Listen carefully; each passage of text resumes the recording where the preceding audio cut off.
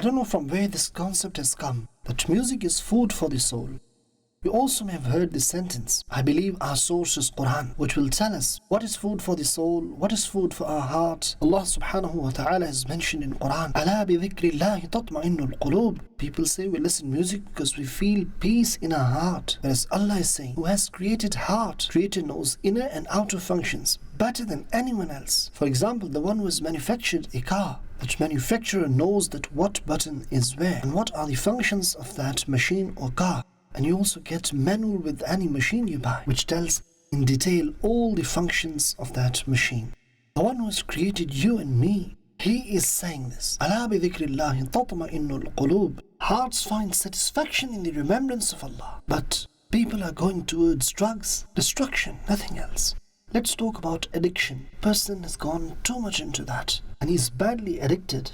Those viewers who are watching, I hope they would agree that when you try to explain someone and forbid from music, it's replied that there won't be any charm in life. How will I get peace and satisfaction? How will my leisure time pass? Let me explain this with an example. I hope inshallah this example will benefit, especially to those brothers and sisters who listen to the music, and those who think if they abandon the sin, they'll have no charm or enjoyment in their life. They'll feel empty. There were two friends, and one of them was vegetarian. He would only eat vegetables. He never ate meat in his whole life. His friend would convince and say to him, at least try chicken or meat occasionally. But he would refuse and say, the taste I get in lentils and vegetables, I can't get in anything else. I'm happy with that. Once all friends gathered and forcefully they made him eat some chicken, a small piece of chicken.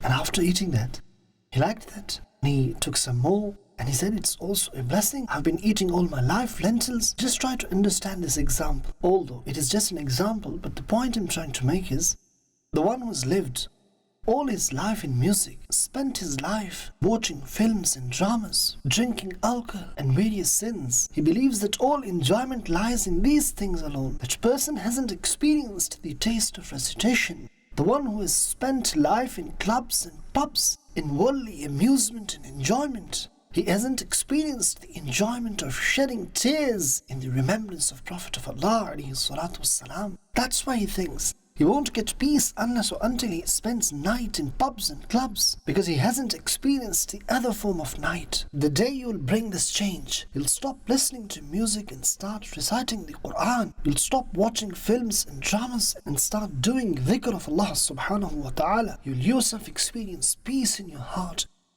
When you do wudu, you feel freshness in your body. You get energy, just like a computer has restarted.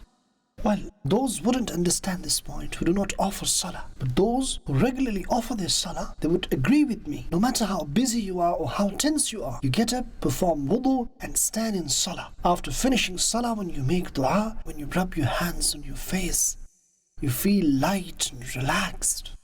But the one who has not experienced this at all, who hasn't offered salah with its essence, how can he enjoy this feeling? He who hasn't tasted honey doesn't know about its taste. The species of both worlds. We love Madani Channel. We love Madani Channel.